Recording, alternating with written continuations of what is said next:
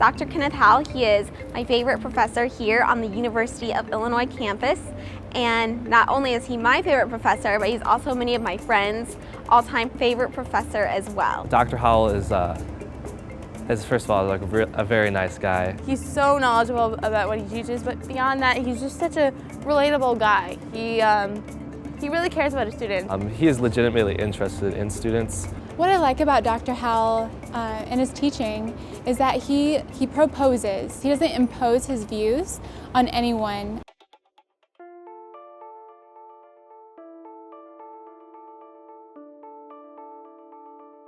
Dr. Howell was a professor at University of Illinois in Champaign-Urbana, and he was teaching a class on Introduction to Catholicism.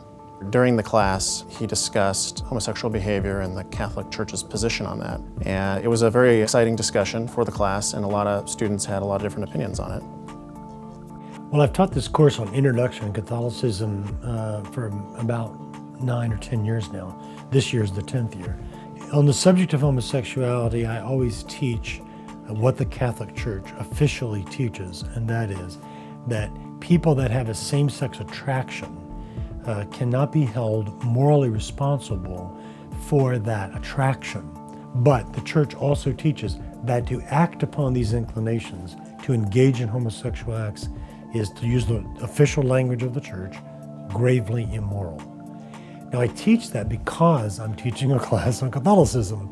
If I were teaching, civil engineering, I wouldn't teach about that. But if I'm teaching a class on Catholicism, that is my obligation to teach what the Catholic Church is teaching. Dr. Howell thought that some of the topic needed to be clarified.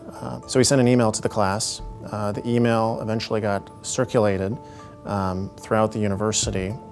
And eventually he was brought into the chair of the religion department and told he no longer had a job. When Professor McKim gave me the email that I had written, he printed it out, he then told me that a student in my class had sent this email to the lesbian, gay, bisexual, and transgendered office of the university, which is an official office of the university paid for by the taxpayers of the state of Illinois.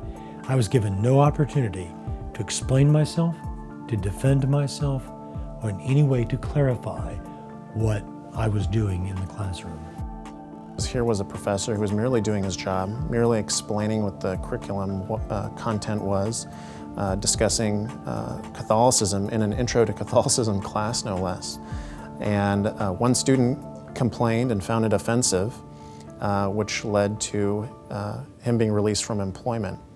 When the university reacted, I was quite shocked, mostly because, like I said, with the professor, I felt that he had always been fair. His firing was very unfair because he's such an impartial teacher. I was angry because this was unjustified, I felt, and it happened too hastily on the university's part. And then my students went to the media and took off with it. They made this Save Dr. Ken page on Facebook. They wrote letters to the university. They contacted the media. And I sent this letter to our diocese, to the president of the university, and also to St. John's Newman Center, as well as to the Chicago Tribune. And so it just exploded. The outpouring of support was so enormous. The more and more I think about how the university handled the whole thing with Dr. Howell, I feel like it's more of the social climate at public universities all across the U.S. And my fear is that that social climate would dilute down to one day becoming a law or a legal code or an academic statute. It really makes you question, where the university is going, because if it can happen to him, it can happen to any other class, it can happen to any other religious studies or any type of other thing that isn't politically correct or somebody complains about. I felt that the university had not only betrayed me, but actually betrayed itself. It had betrayed its own principles of academic freedom and of open inquiry into questions. I love teaching, I love being a scholar, I love the academic life. And I realized that this could possibly exclude me from that community forever, if not literally, metaphorically. So yeah, I had a lot of questions and misgivings about it. But I also believed that this issue about freedom of speech and about academic freedom and encouraging students to think was more than about me. It was about a principle. And if we didn't live by principles, then we have nothing to live by.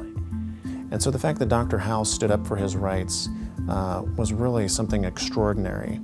And he took a brave stand and had a lot of courage in standing up against a huge university like the University of Illinois.